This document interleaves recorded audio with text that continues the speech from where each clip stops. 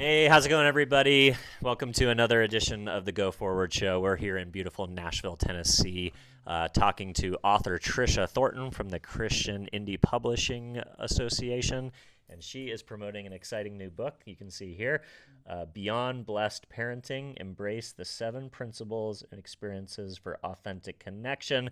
Couldn't we all be better parents?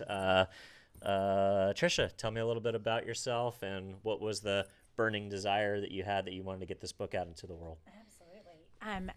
Like you said, I'm Trisha Thornton. I have a private practice here, actually in Nashville. Oh, let's go. Okay. Where I work with children and families. Amazing. I'm a licensed professional counselor, a registered play therapist, and a CIPNB, which means that I'm a clinician that I'm certified in interpersonal neurobiology. Wow. So I mainly am working with children of all ages, from 4 all the way up through college years, and in parents. Okay. Is that kind of my main concentration? So this book was birthed out of just my professional work and my personal work. I have 2 daughters myself, a 22 and 19-year-old. I've been married for over 25 years, and so just kind of out of my own life experience and professional experience. And Amazing. With the children. So what are some of the key insights that you've noticed through your practice that you felt parents could know about that would help them be better at what they do? I think the hardest question that I always wrestle with is, what is the most important thing to do as a parent? And my answer may surprise that it actually really has to do with the way that we first connect with God and within ourselves. Interesting. Yeah. Then with your community, your partner, a friend, and then connect with your children. So I call that the cross of connection. So if we can, it's a lot of connecting up top before we actually connect with our children. Yeah, that's important. And if your own house isn't in order, how are you going to be a good parent? Yeah, and with technology now and your concentration on AI, and with all of that's coming our way in record speed, it's actually even harder now. I think every era of time and history it's been hard to be a parent.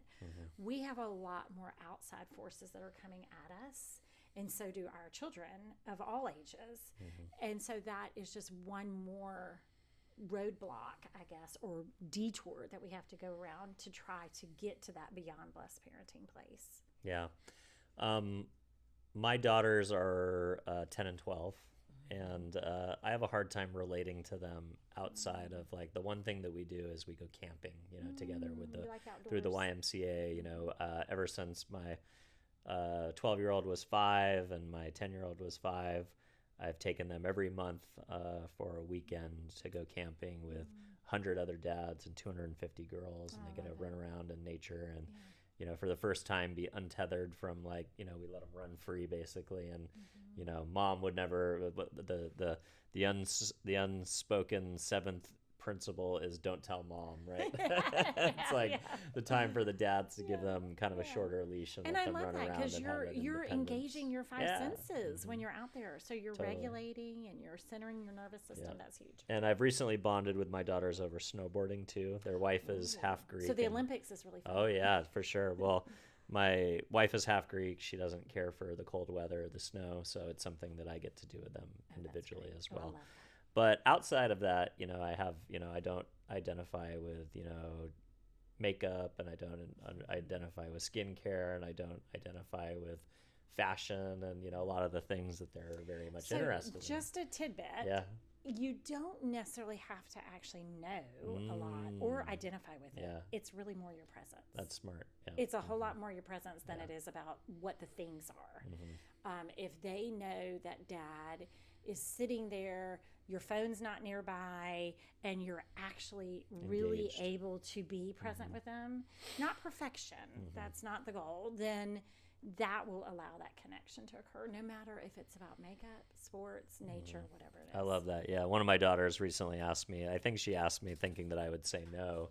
She's like, Dad, do you want to play Roblox with me? And I was like, sure, let's do it. It's like I figured out how to do it, and we actually had a pretty fun time. And that's something that I know that she, I at used least to sit and watch for a period of them time, create she really their enjoyed. Minecraft. Yeah, right. Totally. Villages and stuff. Yeah. Exactly. No, that's fun. All right. So, I know that you mentioned before we started rolling, you don't have much of experience with it. But, it seems like the mental health industry is being rapidly disrupted by technology as well. You have these platforms like BetterHelp that are advertising like crazy everywhere, basically saying, for a low cost, you can have access to a therapist or mental health professional through this online world versus, the physical world in which that we are sitting down and talking today. I went through some marriage counseling during COVID, and, I was a total skeptic. Like we started in person, COVID broke out, and then I was like, this is not going to work over Zoom. And to my chagrin, it actually did work over Zoom. I'm curious, just as a mental health professional, how do you see the current state of technological disruption trying to, move more things into an online world, but then the next phase will be chatbots talking to people and trying to, improve their mental health outcomes through chatbots and AI. Yeah, my experience with individual clients, I have a lot of clients that come in and they will say, hey, I put it in ChatGPT or I put it in whatever AI they use. Yeah. I'm not endorsing any of them, sure, but just whichever one they want to choose. And they have a list of guidance, tips that ChatGPT gave them.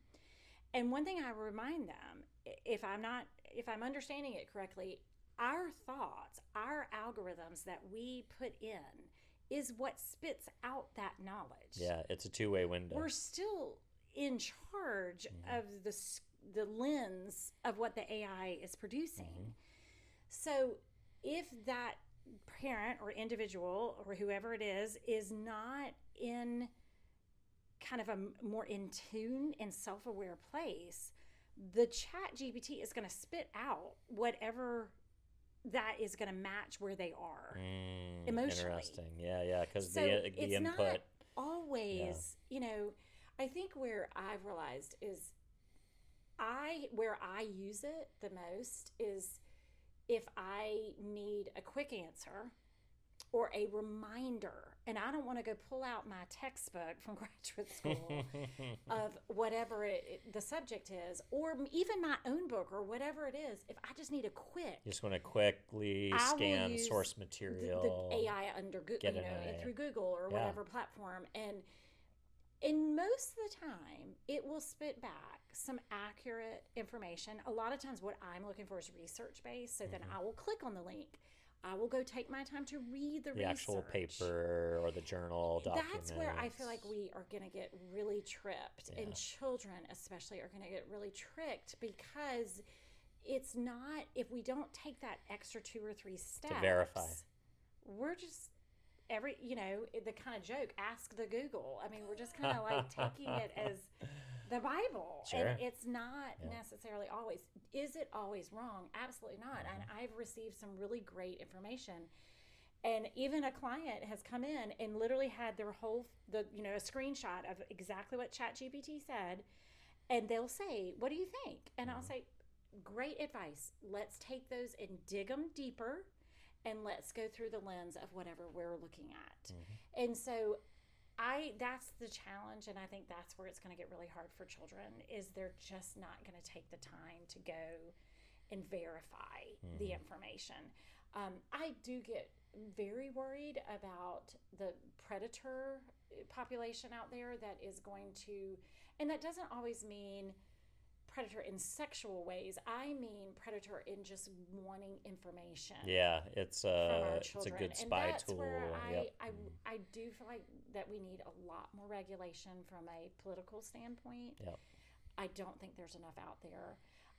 I do know that AI is being used probably as young as 3 and 4 year olds. Wow, that's because crazy. They're just using whatever the platform is that mom and dad are using. Yeah, well, they grew up with it, and I remember my kids when they were young, they would walk up to screens like in restaurants, and they would go, try and swipe the TVs and stuff like that. So you're right. Like I think consumer behavior, even with very young children, is driven by parental adoption. Yeah, and we just have to remember that it's our mind that it's tapping. It's not necessarily If it's free, you're correct. the product. Yes. Yeah. Now, as far as the online therapy, I have explored BetterHelp myself. Yep. I actually, as far as to be a practitioner? Yeah. Okay, interesting. I was way back. I mean, years and years and years ago, I was a BetterHelp therapist No for way. just a short time. It's good to kind of fill up the holes, like maybe when you don't have. They do very much high level screening in that particular In the platform. vetting. Yeah. So I'm okay with that. It's really a matchmaking service more than anything. It is. Okay. And where I get a little bit kind of not weary, but I find personally that if I can meet with a client in person, ideally that connection is probably a little bit deeper. The chemistry is stronger. You feel more heard. It's more. I'm also okay. There are times where sometimes I have one of the partners in my office and the other one's on Zoom, and that's just the way. Or that's the way life I is use a with telehealth busy. app. That's what we have to do. Especially if they're traveling or whatever, or they can't get to the session in time because the meeting ran over. It's totally fine. But ideally, I would like more in person, but I'm not ruling out that I'm all for online. I agree with you. I think the promise of AI is to hopefully free us up so we have more time so we can do more things in person. I'm not so sure it's going to do it, but I am hopeful. I am trying to be positive. Let's go. All right. If folks want to learn more about you or buy the book or connect in any way, where would you like to send them? So go to Trisha Thornton Therapy at any of your social media platforms, and then the book is sold anywhere that books are sold, and my website is trishathornton.com. Amazing. Thank you so much. Appreciate your time. Thank you. It Cheers. was great to meet you.